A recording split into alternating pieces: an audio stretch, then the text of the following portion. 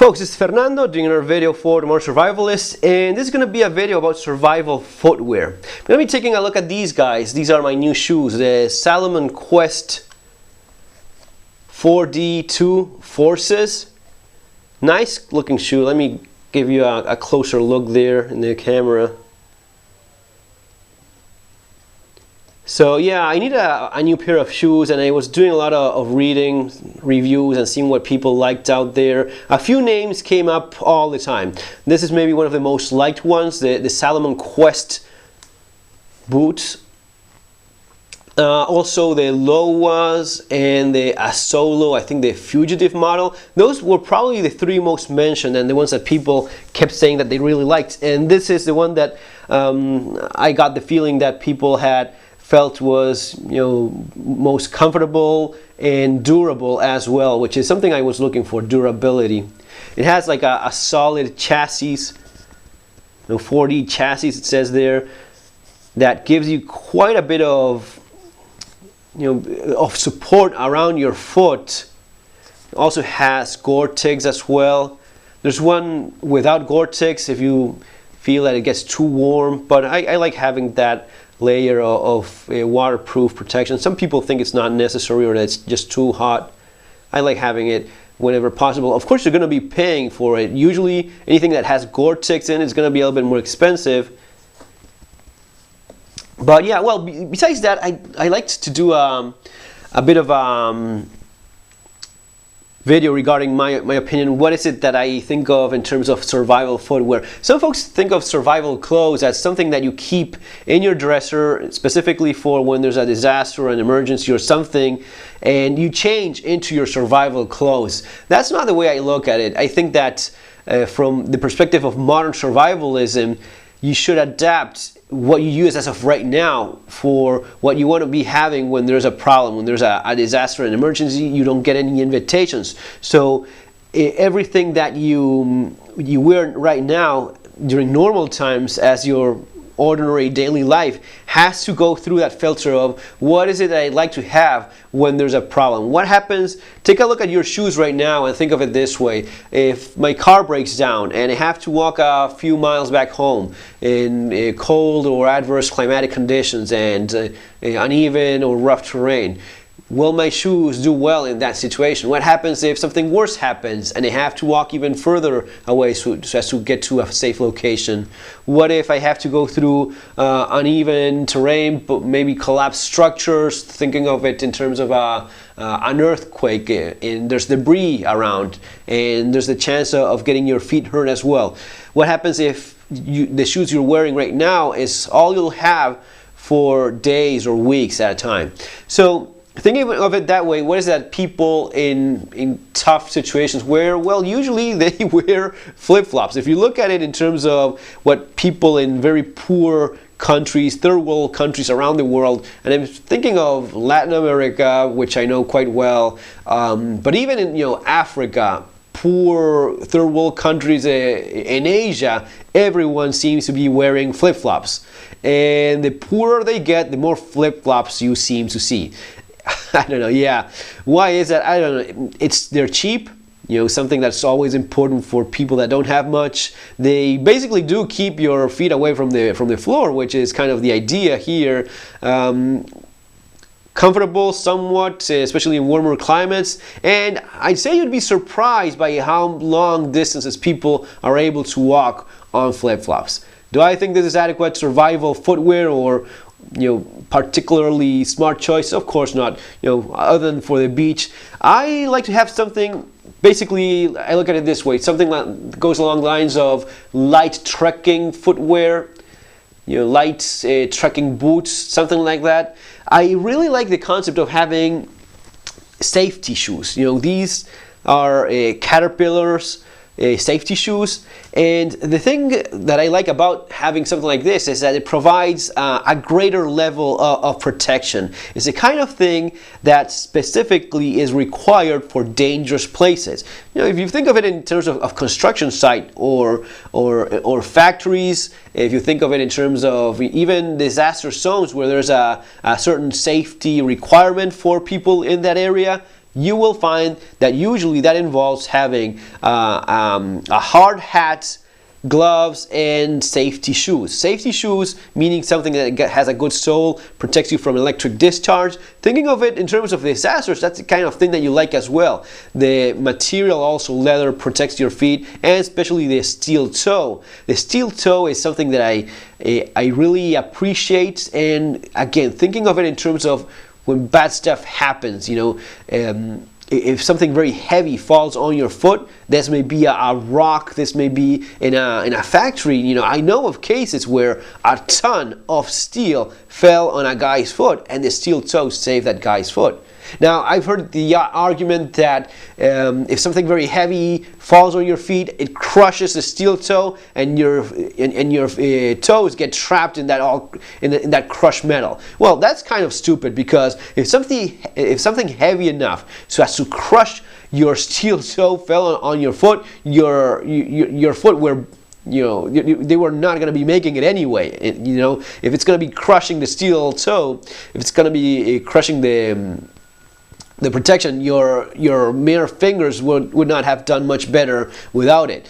But yeah, you know, the ones that were my favorite were ones that I bought in Argentina. They were Ombu model neon. I always remember because maybe my all-time favorite footwear that I've ever used. And I use those things for everything, for hiking, for shooting classes. I remember one time I had to take them off because we were doing some close quarter drills with kicking and punching, and you know, without remembering what I was wearing, I kicked a guy with these, and you know, just one kick was, hey, what's going on here? What do you have there?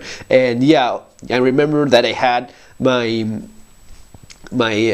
safety boots. So it's yeah, it gives you that kind of edge, you know, and it's nice to have it, because once you forget about it, you only remember it when it makes the difference. And yes, sometimes that's exactly what it does. These are a little bit heavy, not as comfortable, although I'm starting to like them more. But I have used these for hiking, and they actually do a great job. Now, guys, these are not hiking boots. I know that well enough, but they get the job done. I mean, they are okay for that. I guess they're specifically designed for walking and, you know, being in a construction site. But if you're going to be walking and not doing much running, still okay. I think these are quite good. I'd like the idea of exploring some of those safety trainers. You know, something that's more like sporty, like more of a sports shoe, combining it with those features that I really do like having. So these are the ones that I had here in Spain, Costa del Sol, since I've moved. I bought them specifically because it's something very light. Still, you know, kind of like a trail shoe of a kind, but see what happened there? It just fell apart, just broke. And this in just a few, in just a few months, really not good enough for what I want. Durability here really disappointed me. You know, this kind of thing in just 6 months shouldn't happen. Also, using again these Columbia boots that I have, these are quite nice. They have this Vibram sole, which is very good. Not sure if this mode is the right one. Yeah, this is the one. And yes, they are very comfortable. Maybe one of the most comfortable boots that I've ever had. Lots of cushioning on the inside, and very solid because it shows practically no wear, even though I have used these quite a bit as well. So Columbia, very nice material as well, leather stitch all over.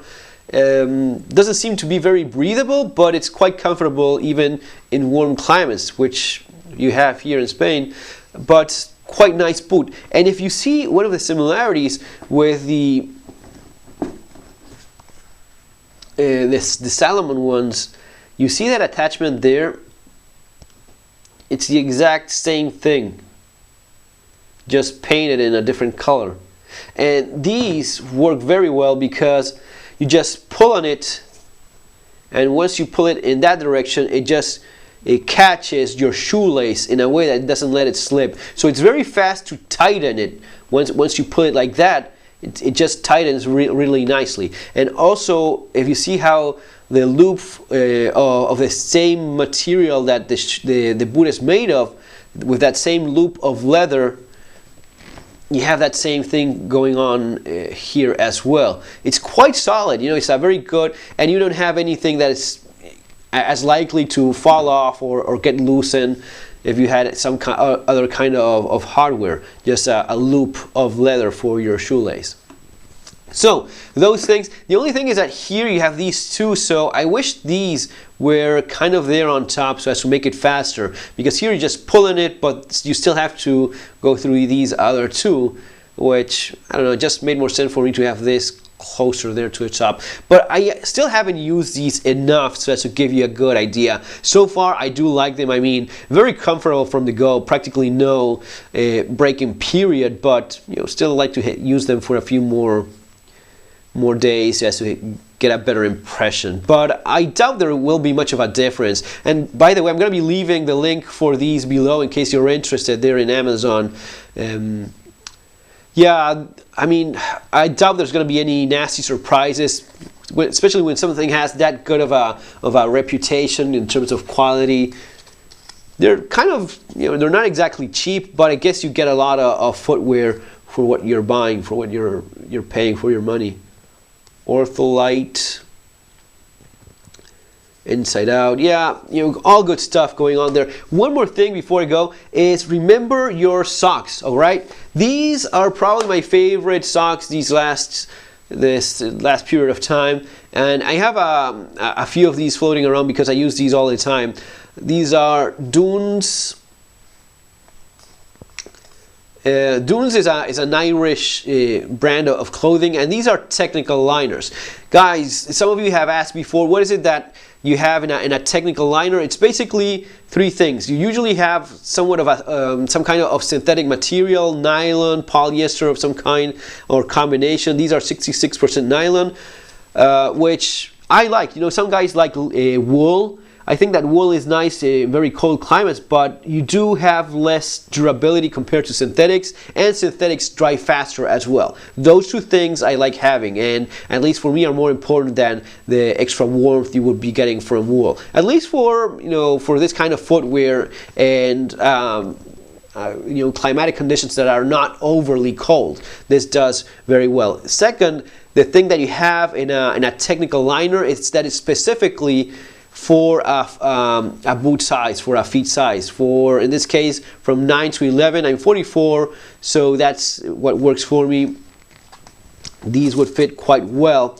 And finally, they are anatomically correct for left and right foot. Right? You see how this is the left one, and here you have the right one. This has made a world of a difference for me. I used to have just, you know, cheap cotton junk socks, and I always had the problem of them, you know, when it's just a tube of cotton, it just slides in your foot, doesn't quite fit precisely. When you have something that's anatomically correct for your, it's like a glove, you know, in your left hand and your right hand. When it's something specifically for each, just fits so much better. So these are nice, but they're a little bit short for that kind of boot. What I did is check in a local outdoors store, and I bought these. These are Quechua, which are quietly nice made. They're pretty good, and I have a little bit more fabric there, not so short, so they go up a little bit more there in the boot.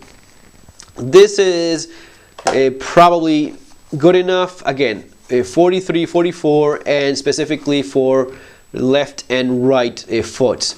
Bit tougher, a little bit thicker, warmer as well. These, another one, same thing, but these have a little bit more cushioning there. Get you see that? Yeah, there on front where you have, where the boot kind of feels a little bit tighter, you have a little bit more cushioning there.